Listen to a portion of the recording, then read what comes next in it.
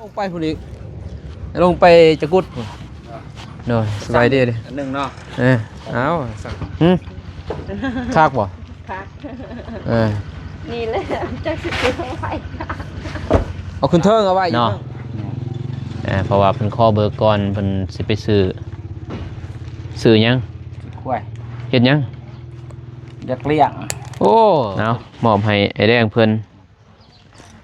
แล้วก็ไอ้แดงนับได้นับบ่นับก็ได้แล้วขอบคุณอาจารย์ทางกองและขอบบุญคุณและอาจารย์ไพฑูรย์อาจารย์และแม่ทิพย์ขอทวนแม่แบะและพ่อใหญ่ใจดีและพ่อใหญ่ใจบุญพ่อแบะแม่ทวนพ่อแบะแม่ทวนและพ่อใหญ่ใจดีใจบุญที่เมตตาน้องพินลูกพินก็ขอให้อยู่ดีมีแห้ง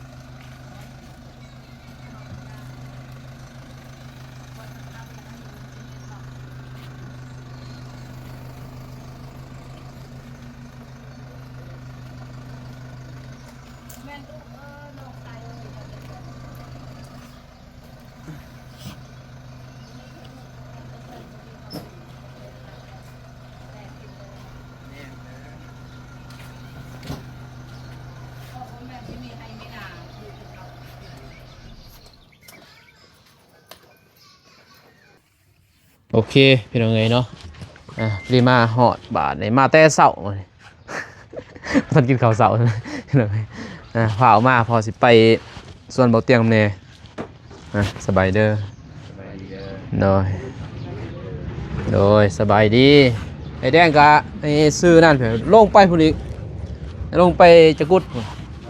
โดยสบายดีเลยอันหนึ่งเนาะเอาสั่งสอบหนึ่งเลยดีแต่ว่ามีอยู่จะกุดจุดลาบ่มีเขาปิดหาดเอาลงเลยกราบทักทายสบายดีสวัสดีเด้อพ่อแม่พี่น้องเมื่อสุขูสู่คนพี่น้องยินดีต้อนรับเข้าสู่สองมโนลงปูนโจ้มาแล้วเจ้าผู้เดียวพ่อบ่มึงได้บ่พ่อพูดบ่โอ้พ่อแล้วดีงามตูดไหนเด้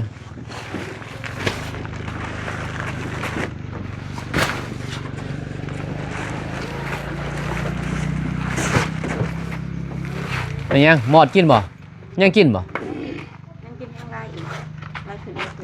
เนาะก็ไปเงือดคือกันในต้นส้มนีนี่ก็คือกันมันบ่เห็นมันคือมักแต่ต้นเดียวซื้อยาน้ำมันซีดบ่เนี่ยเบิ่งมืออื่นซื้อมาไม่เห็นเท่าเงินมันเต็มเลยมีเพื่อนหันเพื่อนอะไรตัวต้นมันกินเราต้นมันกินโดยสบายดี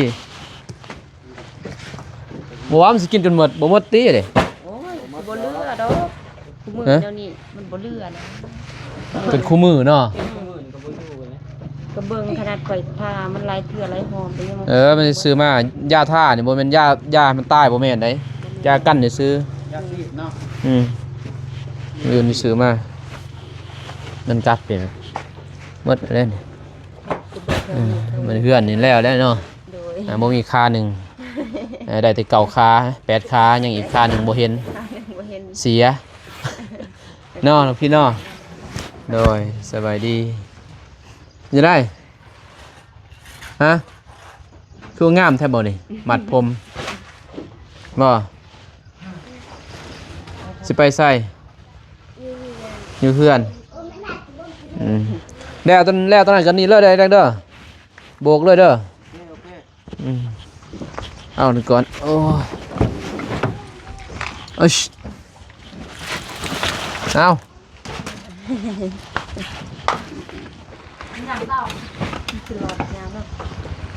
หืมคากบ่ คัก นี่แหละจักสิเก็บไว้ เอาขึ้นเทิงเอาไว้อยู่เทิงใส่ดอกเหง้าดอกดอกเหง้าใส่แล้วนะมันแล้ว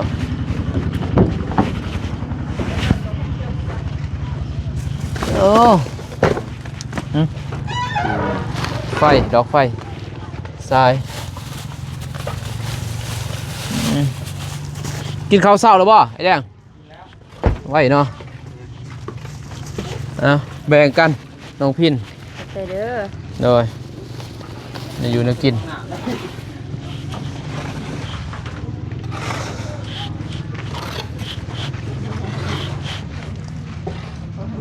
เจ็บเมียนไว้ดีเด้อตอนนั้นสายไฟมันมีสายยังแล้วก็บอกคนต่อ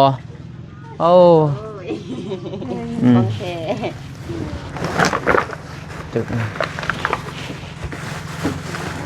ตัวนี้เราสีบูฮูใส่จังหน่อยบอกเล่าน้ำลังนี่ตัวนี้มันมีกิฟต์เด้นี่เราเสียงงนี่จะบอกเราเสียงงใส่กิฟต์ตัวนี้เอาใส่ดอกไฟนะใส่สายไฟให้เราตอกเอาจะบอกนี่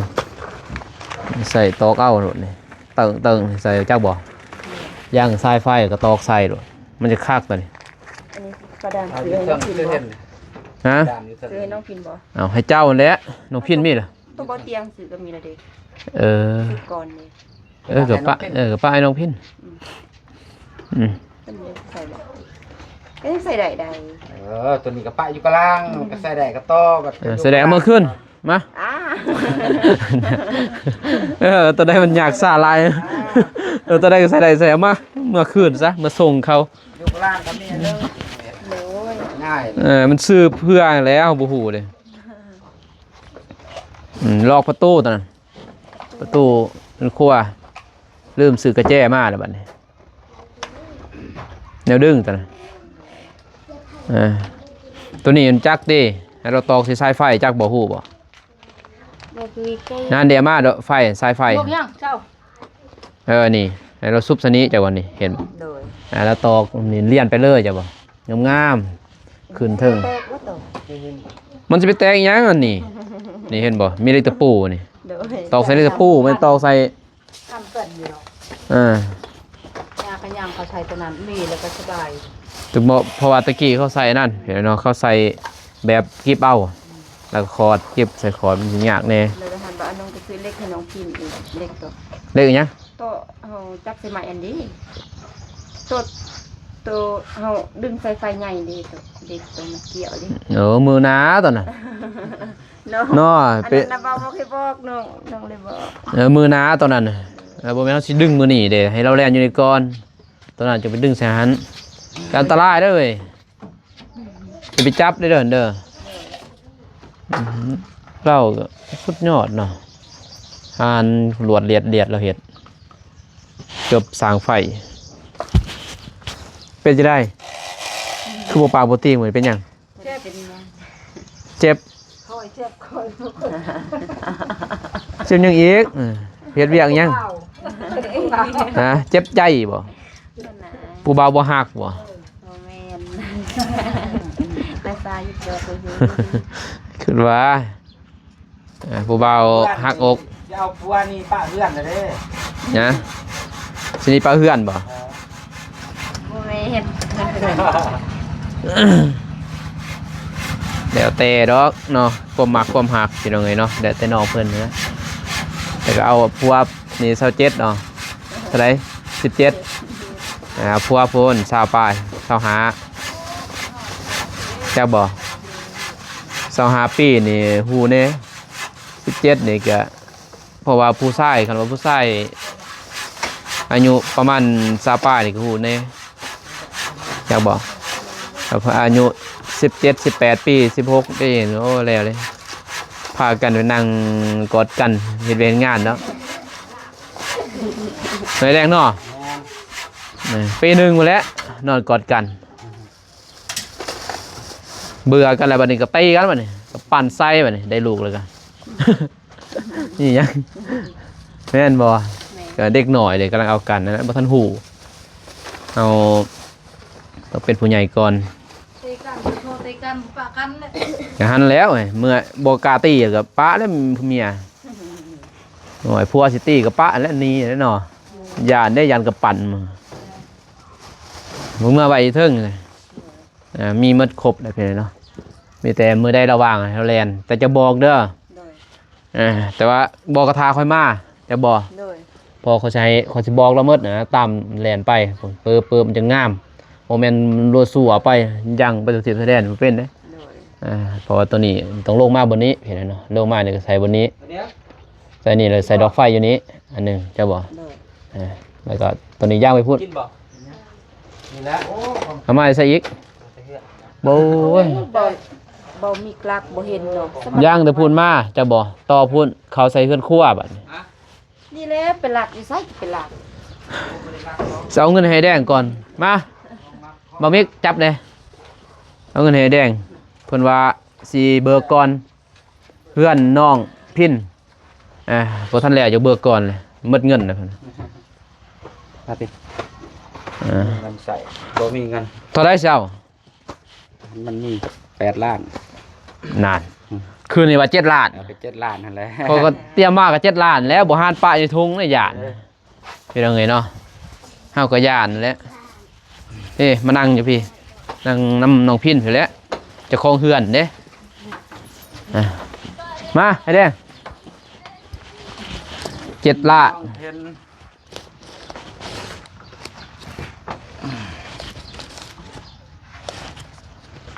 7 ล้านกลัวบ่7เนี่ยคันว่ากดถือ8ก็ดีติ1 2 3 4 5 6 7เลยเป๊ะนั่นแหละเดี๋ยวจะเว้าซ้ำได้ซ้ำนั่นแหละ เก็บน้ำมา8เพื่อไว้เพื่อให้ตั้ง เบาเปลี่ยนใจบ่ได้เด้อ เว้าเท่านั้นตัวนี้นี่เป็นเงินค่าสร้างเผยเนาะพอไอ้แดงขอเบิกก่อนเพิ่นว่ายังอยู่เก่าละเนาะเพราะว่าเพิ่นขอเบิกก่อนเพิ่นสิไปซื้อหยัง คุ้ย เฮ็ดหยัง อยากเลี้ยง โอ้ธุรกิจดีใช่บอกเมียได้ บอกแล้ว บอกแล้วบ่ แม่น ว่าซื้อควายแล้วเงินอยู่หันได้ว่าได้จะได้เอื้อยเพิ่นบ่เข้าใจนี่ว่า ได้แจ้งเพิ่นแล้ว ดีแล้วพัฒนาเพิ่นเนาะเอาเงินตัวนี้ไปเป็นประโยชน์หลายอย่างเด้เลี้ยงควายบัดนี้ควายออกแม่เพลูกเนาะแต่ว่าบ่มีบ่เลี้ยงดอกว่าน้องนี่เนาะเนาะมอบให้ไอ้แดงเพิ่นแล้วก็ไอ้แดงนับได้ นับ บ่นับก็ได้แล้ว ที่มันบ่พอแหน่เหลือแค่แน่อยู่เนาะ ครบเลย ครบบ่ แม่น บางทีเขาดึงออกมื้อหนึงซื้อปูนมาจัก ครบแล้ว ใจ โดยมีแต่ว่าแล้วตัวนี้พี่น้องเนาะไอ้แดงจึงสิได้เฮ็ดนะคันบ่แล้วตัวนี้ก็ถ้ามื้อใดคันฝนตกลิ้นเลยก็จำเป็นนั่นแหละไอ้แดงเฮ็ดเลยเพอมันครบหมดเด้ไม้เสือไม้นึกกันว่าสั่ง2สั่ง4แต่ก็จักมื้อกะบ่ะ นี่นี่บ่ยัง3 วัน 3 วัน แม่น โอ้ใส่นั่นเนาะไอซีใส่แว่นรอเลย เพราะมันแดดเด้ นะ มันแดดแล้วใส่แว่นนี่มันห่มตู้หอนก็ยากครับแต่มันห่มตา คันบ่มีเมียเนี่ยโอ้ผู้สาวบ้านกระดอน อืม หอมนั่นแหละ สิได้มีเมียอายมีเมียแล้วเดี๋ยวพาเปิดได้เว้ย สั่นแล้ว โอเคเด้อขอบใจหลายเด้อเก็บไว้ได้ไปซื้อควายเด้อ โอ้ยแน่นอน ซื้อเจอไงเนาะ เนาะกันน่ะมันสิบ่อยู่ บ่อยู่แล้ว จังซี่เด้ต้องไปเห็นเด้ ซื้อหาซื้อแล้วก็ไว้นำลูกน้ำเมียที่อยู่ในไผเนาะคือบ่าวนงกะคันปะในทงเองก็บ่อยู่คันปะน้ำเมียอยู่เพราะว่าบ่าวนงกะต้องเดินทางไปเนี่ยมันก็จกเลยเด้เห็นคนทุกคนอยากก็ซื้อเลยสำหรับปินั่นบ่เอาปิสิทัดแล้วเฮาเพราะว่าเป็นเงินแบบใจเลยนะเพิ่นเนาะเห็นเลยก็แบบ ใส่เลยแล้วเงินก็จนหมดถ้าว่าปะอยู่บ่าวนุ่งถือไปซ้ำ500,000 600,000เท่าน้อยนั่นแหละถือสกลัวรถได้ซื้อเพิ่นก็สิซื้อลายนี่ก็ย่านแหละย่านยังดอกย่านเฮาเองแล้วจกเลย มันบ่อยู่เลยเนาะมีแต่ล่อพุ่นแหละบ่หยิบเอาทาสติ๊กอีกบ่บ่ตัว7 เม็ด7 แวดบาทนะเว้าได้14 ปีเลยคือซาลีเนี่ย16เลยซาลีแต่งหน้าแต่งตาโอ้คักระวังเด้นี่ก็หน้าตามันสิขี้หลายนี่14 ปีนี่น้องมิก ต่อไป17 18นี่ประมาณเฮาบ่มาเนาะเฮาบ่มาซะประมาณ5 ปีนี่บ่นุ่งบ่มาเนาะ4 ปีหรือ5 ปี5 ปีกับ15 ปีบ่จื้อได้นี่ 56มาเดี๋ยวบ่จื้อเลยคันว่ามานั่นได้คันว่าลอยมาเรื่อยๆเลยก็เฮาก็เคยคันว่าแบบบัดเดียวเลยนะตามตะนีไป5 ปีจังมาจันทนาเนี่ยเอาผัวแล้วเขาอย่า5 ปี14 ปีเอาผัวบ่ได้เด้อทางนี้เขาเอาจักปีเอาบ่ ตามวาสนา เล็ก นี่ยังตามวาสนาเลยมันบ่แม่นตามวาสนาแต่นะตามสิเอาแหละเอาก็ตามวาสนาบ่ได้มันฮอดจังมันฮอดคือเราบังคับคือสมัยตะกี้บ่ได้บังคับเดี๋ยวนี้บ่มีแล้วบ่ชนเผ่าเดี๋ยวในทางนี้บ่เขาลบล้างแล้วบ่ตอนนั้นเลยพอตะกี้อายุนี่เด้ยังอยู่บ้านจักรรมพี่น้องเขาก็ยังไปยังบ่าวแหละผู้นี้เขาก็มันน่ะเด้ผู้บ่าวเพิ่นหั่นโอ้จักสิลมผู้ใดผู้นี้เขาก็มันน่ะเด้อเพิ่นเข้าไปดำนาเด้จะบ่ซอยเกินว่าเฮาจ้างตอนนั้นตัวนี้เขาก็มันตอนนั้นก็มันแต่คือเสียบ่นุ่งก็มันแต่อายุแต่ท้องมันซะโอเคพอมันไหวควายเท่าไรเพิ่นว่าควาย3 โตงัว10 โตแล้วก็ปนอกปนาดแล้วว่าโอ้ยลายนะเพิ่น แล้วก็บ่มากกันเด้แต่เมียก็จบเจ้าเมียเจ้าบ่แต่บ่มากกันแล้วก็เอาพนุษย์เมียได้ไป12 ปีเมียเจ้าบ่เมียเพิ่น12 ปีแล้วเข้ามาได้บัดนี้พอ12 ปีแล้วมาอยู่เฮือนปู่เฮือนย่าเจ้าบ่แต่บ่ได้อยู่นํกันเพิ่นว่าเขาว่าเอาได้เมียอยู่เมียก็นอนห้องต่างเฮาก็ห้องต่างเพิ่นต้องกินข้าวนำกันแบบศึกษากันก่อนนะแต่ว่าจะบ่อยู่นำกันก่อนไปนำกันไปหัวไปสวนแต่ว่ายามนอนยามนั่งก็อยู่แยกกันเพิ่นว่าบ่ว่า12 ปีบ่ค่อยยังเตะต่ออยู่เพิ่นมีเมียแล้ว เสียย้อนกระดอนเพิ่นมีเมียแล้วเพิ่นว่า12 ปียังเตะต่ออยู่ดองแดงยังแดงอยู่บ้านนี่แหละเพิ่นก็สิเบิ่งอยู่เพิ่นเห็นอยู่เสี่ยวทั้งบ่นุ่งแล้วก็เสี่ยวทั้งบ่มิกอีกเสี่ยวหมดเพิ่นเห็นไปก็เสี่ยวจะบ่ฮู้บ่นี่ฮู้บ่เป็นไงเนาะเพิ่นมันไหวเด้เตะหวดเลย มันไหวเลยเขาว่าคักเสียวตัวเสียวเลยเสียวหมดนะเพิ่นเอิ้นเสียวก็เสียวบ่นักหน้าดอกค่อยว่าเสียวอ้ายเสียวเนาะบ่แข่งบ่มีบ่ทีนี้ไหวเลยไปแล้วเก็บหลักได้ว่ากินหลักเท่า5 เท่าก็บ่มีแต่5 เท่าโอ้บ่มีดอกเท่าเห็นไงเนาะเดือนดับเนาะเดือนนี้เนาะ18สิยังมีนะแต่เดือนนี้บ่มีมันแล้วเนาะมันก็พูดแล้วตอนซาบุญมีพุ่นแล้วตอนนั้นเขามันเนาะซาบุญมีรุ่นซาบุญมีนี่มันแน่พอรุ่นอายเด้รุ่นอายก็มันเขามันเมื่อแต่รุ่นน้องพินนี่บ่มันแล้วเนาะรุ่นน้องธนานี่ก็บ่มันแล้วสมัยตะกี้มันยังเขาเห็นแล้วลูกเจ้างามเนี่ยไปมันก่อนโลดผู้สำหรับผู้ใหญ่นะ2 กำ 2 พายร่วมกันก่อนแหละบอกว่าลูกเจ้างามนะเป็นดองมันไว้ซะมดไปสื่อพี่เนาะปูนกัน2 สอบ 3 สอบพอดี8 สอบมาใส่ในชิเท่ไอ้แดงเท่อันและมีแต่คงมองกับใจทั้งนั้นเด้อผู้ซอยคาสร้างคือทางหนองกระลือทางพอแบะเมทวนเนาะแล้วก็ทาง แล้วว่าจะสิหา ง่ายซะ ทางเอื้อย เอาโล เอื้อยทิพย์แล้วก็ทางพระอาจารย์นั่นแหละหลายๆทานน่ะจะบอกพระอาจารย์กับซ่องทานเพิ่นเด้อมันรวมกันแล้วเงินค่าสร้างเงินค่านี่ยังแหละเอาฝากขอบใจเพิ่นนั่นแหละขอบคุณที่เพิ่นซอยเรือน้องพินไปเนาะเดินมาตลอดนี่แหละก็อันนี้มีหรือว่าครบหมดแล้วเนาะน้องพินมีแต่ว่ารอไอ้แดงเพิ่นเฮ็ดตัวนี้แล้วก็เฮ็ดเลยก็ถือว่าน้องเพิ่นเกียมขึ้นเฮือนเลยนั่นแหละพองบก็เรือจำนวนหนึงก็สิซื้อเครื่องคล้องเนาะเพราะทางน้องเมย์ก็มีอยู่ซื้อเครื่องคล้องนอนบ่นอนนี่แหละก็พอดีงามแหละเนาะไอ้แดงเฮ็ดก็บ่เกินอาทิตย์หนึงดอกเฮือนตามเบิ่งเป็นอย่างนี้เนาะโอเคนะผมขอบใจเพิ่นทางคุณใหญ่ได้ซีมัดนั่นแหละบอกหมดเลยเด้อ เลยขอบพระคุณอาจารย์ทางฟองและขอบคุณขอบุญคุณและอาจารย์ไพฑูรย์และอาจารย์และแม่ทิพย์ขอทวนแม่แบะและพ่อใหญ่ใจดีและพ่อใหญ่ใจ พ่อ บุญ แบะแม่ถวน พ่อแบะแม่ทวนและพ่อใหญ่ใจดีใจบุญที่เมตตาน้องพินลูกพินก็ขอให้อยู่ดีมีแห้งขอให้ชีวิตราบรื่นอายุวันยืนพัฒนาสิ่งใดก็ให้ได้สิ่งนั้นความเจ็บอย่าให้ได้ความไข้อย่าสิ่งมีขอให้ร่ำให้รวยและ FC และผู้ใหญ่ใจบุญที่ติดตามและ FC ที่ให้กำลังใจให้น้องและ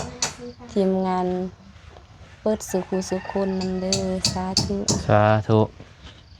บัดนี้บ่เศร้าเลยเนาะ เลย บ่เขียนแล้วในสตอรี่ว่าเมื่อยพอเด้บัดนี้มีแต่ว่าเขียนสตอรี่อยากได้ iPhone เพิ่นบ่ไปเบิ่งไอ้สตอรี่เพิ่นใน iPhone ตัวนี้เป็นจังได๋ มันแตกเลยมัน มันแตก นี่เด้อ รุ่นยังอันนี้ พอคุย ฮะรุ่น Sec TE Sec TE จักรุ่นยังพี่น้องเนาะตัวนี้มันแตก แตก กล่องบ่แจ้งบ่ บ่มันมัว มั่ว เล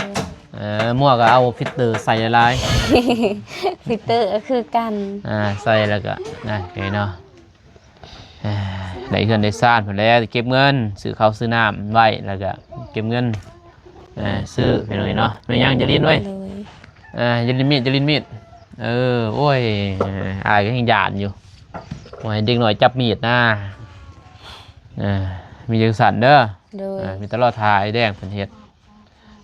แล้วสิซื้อน็อตก่อนพี่เนาะน็อตกันยังซื้อน็อตมาให้ไอ้แดงหันเลยมีตลอดทายแดงก็ยังทิศหนึ่งก็แล้วน้อยแดงเนาะทิศหนึ่งแล้วเนาะมันยาได้แดงเห็ดนี่สายจวดอะไรจะจวดลวนลาดยังรอทานกันก่อนพี่เนาะจะหน่อยมากินเอาเขาเศร้าได้ กินแล้ว คือเพิ่นกินเขากินน้ำมันเด้ซื้อมาไปกินอะไรแต่พวกอายยังเพิ่นกินก็ซื้อแล้วเขากินเพิ่นจนได้กินเขาบ่ทันยาเขานะเจ็บสมองเลือนเลย เราคนดีกว่า บัดบนนี้เด้ตีสินี้เลยเนาะ แม่น ทำสินี้ก็ตายแล้วเนาะ ซื้อหมดเลยแล้ว เฮ็ดเลยแล้วนอกละแนงนี่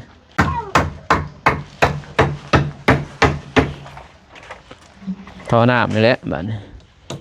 ทมเลยตีต่อก็ทมเลยท่อน้ำลืมแนวกอกอีกโอ้แนวกอกกับท่อใหญ่นะไอ้แดง มันนี่ไปซื้ออันนั้น นี่ยัง มีบ่อยู่เฮือนบ่ทันต้น ไม่ยัง ก็นี่ไปซื้อข้าวงออันใดอันหนึง ใส่ของงอเอา แม่นอันหนึงเด้ มันสิบ่ตันบ่ใส่ของงอจะซื้อเลยนะปาดจวดนะจะบอกปาดคือเฮาปาด ซื้อเลยบ่ ฮะ เอาซื้อเลยบ่ ไปซื้อแต่ว่าเฮาปาดแหลมๆหั่นดิแล้วก็เทเนาะแล้วเฮ็ดอ่างหั่นนะมันไล่ลงกันเลยของงอมันสิขดนั่นสิไปตันเนี่ยซื่อๆโลดปาด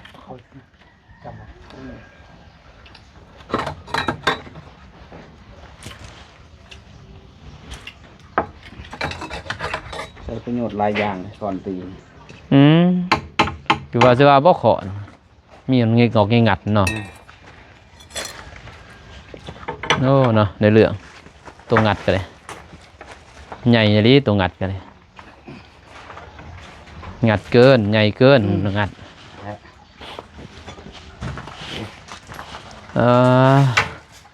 นี่กินลายเด้อเจ็บท้องได้ไหม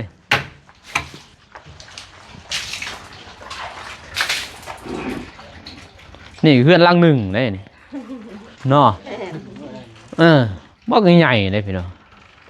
สำเพื่อนลังหนึ่งเลยนะนี่มีห้องน้ำห้องอาบแล้วก็ห้องนอนอย่างนี่เพื่อนครัวจากบ่เพื่อนครัวได้เนาะซองพ่อเมียนี่ใช่ได้เพื่อนครัวนอนเสื้ออยู่นี่หน่อยมันก็มืดเป็นหน่อยมืดรวมกับห้องนอนห้องน้ำ50-60ปุ่นเนาะ50-60 ล้านซ้ำนี่ก็เป็นแสนเส้นบาท นี่ก็นี่แสนกว่าแต่นี่เขา2 แสนแต่นี่ก็แสนบาทเอ้า2 แสน3 แสน3 แสน368ร้อยป้ายล้านเกือบ200จากปีสิฮะ200 ล้าน50,000 ปียังบ่ได้นี่ก็ไปคู่มือได้บ่นี่ไปจอ ยังบ่ได้เป็นยังไงบ่ได้ดักปิดอะไรก็บ่ได้ ปีได้ก็บ่ได้เนาะ บ่ นอนอยู่หั่นแหละก็สิพาลูกพาเต่านอนอยู่หั่นแหละเป็นยังไงกันถ้าบ่มีผู้ซอยก็เพราะว่าครัวนี่บ่เว้าแหละเพื่อนนั้นหมู่เบ้าแล้วเด้มีสิหมู่สิมาหลอกเพิ่นซื้อหลอกอยู่นำหมู่กันนี่จักบ่พอเพิ่นก็หน้าตาดีเด้หมู่หลอกอยู่นำแล้วก็นี่ระวังลูกอีกจะบ่ซ่อนลูกเด้อมันบ่ดีแล้วเลยลูกมันลูกลายเด้เนาะ ตอนนาลูกสิเลี้ยง แม่นอยู่ลูกสิเลี้ยงตัวเฮาตอนนี้แล้วเฮานี่เลี้ยงลูกนี่มันสิได้บ่นี่เกินผู้เดียวแม่นบ่ตอนนามันบ่ฮู้ว่าเพิ่นสิเลี้ยงเฮาหรือบ่เลี้ยงบ่ฮู้คือเฮายังบ่ได้เลี้ยงนี่แต่ว่าคืออ้ายยังบ่ได้เลี้ยงเด้บ่ได้อยู่นำผู้โง่ก็คือผู้ว่านั่นโง่บ่ตีแล้วเพิ่นเนาะเอ้าเพิ่นก็อยากมีชีวิตเพิ่นเด้ชีวิตชีวาเพิ่นอีกเพิ่นก็บ่อยากอยู่แล้วคนเฮาก็มันบ่คือกันเด้มีคนฮักด้วยเพิ่นว่าบางทีก็ฮักด้วยหน้าตาบ่ได้ฮักด้วยสิมาอยู่แล้วก็มาสร้างมาสาจักบ่อยู่ฮักหน้าตาเขาบ่ได้วนน้ำรูน้ำเต้าเนี่ยไอ้แดงเนาะฮักด้วยหน้าตาดิอยู่กินน้ำเจ้าแล้วเจ้าได้รู้แล้วเขาก็เบื่อจักบ่เขาก็หนีหักด้วยหน้าตาคือตอนนั้นถ้าว่าหักว่าสิมาสร้างมาซาเขาก็ได้รู้เต่าเขาอีต้นเขาก็อยู่ทุกข์ก็อยู่นำกันนะบางครั้งนี่จะมีลูกมีเต่ากันคนเขามักเขาหักกลัวผู้ที่เป็นพ่อเป็นแม่เขาก็มีแต่ว่าก็ยากแน่เด้อที่สำคัญสิเอาผัวก็คิดคักๆได้เว้ยลูกเฮาเด้ก็ยากได้หมู่สิหักคือเฮาหักลูกได้บ่มันสิยากแน่เด้หมู่บ่ได้หักคือเฮาเด้แต่ลูกเป็นแค่ลูกหน่อยแดงเนาะดีบ่ดีเห็นบ่ครับพ่อหน้าไปอยู่นำลูกเลี้ยงก็มีเนาะลูกหน้าเป็นผู้หญิงดิระวังเฮาเจ้าไปเฮ็ดเวียกบัดก็มีได้เนาะป้าลูกอยู่กับเจ้าก็มั่นใจได้บัดนี้เอ้ยบ่เป็นหยังดอกว้ายวางเนื้อเสือใจคือเสือเนาะ อย่าวางเนื้อเสือใจเสือกับจระเข้ปานหางเพิ่นจระเข้ปานหางได้ผัวใหม่อย่าปะกับลูกเด้อลูกเป็นสาวไปนำไปนำกันเลยบ่ว่างไหนบ่วางใจไฟนั้นแม่นบ่แต่พอคิดแท้ๆยังมีข่าวจ้ะบ่แต่สำคัญก็บ่เผาเอาเลยไปนี่แท้ก็บ่เอาแหละต้องห้ามบ่ได้ดอกชีวิตเนาะคนเฮามันก็ต้องอยากได้นั่นแหละมีคนเบิ่งคนแย่งได้เว้ยกำลังใจเด้ไฟสิแบกหัวแบกหาวเนาะแบกเสียมปานขนอกขนาเด้จังซั่นแหละจะรอทานก่อนเพิ่นเนาะรอทาวงกบบานประตูก่อน น้องพินจะมาจะบอสิโทรหาเพิ่นก่อนยิงงามเป็นไงเนาะประเทศโอเคพี่น้องคลิปนี้มาลงกาสิจบคลิปเป็นก่อนพอเป็นไงเนาะกาขอประคุณ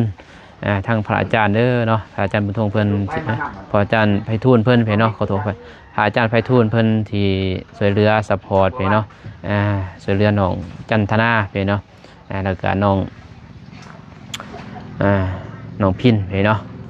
ก็ขอให้ทางพระอาจารย์เนาะแล้วก็ผู้ใหญ่ใจบุญทุกท่านอยู่ดีมีแห้งเมื่อสู่ผู้สู่คนเด้อพี่เนาะเดินทางไปไสมาไสก็ขอให้แข็งต่อปลอดภัยทุกเส้นทางพี่เนาะสาธุพอกันไหมคลิปหน้าคลิปนี้ขอกล่าวคำว่าสบายดีไปบ๊ายบาย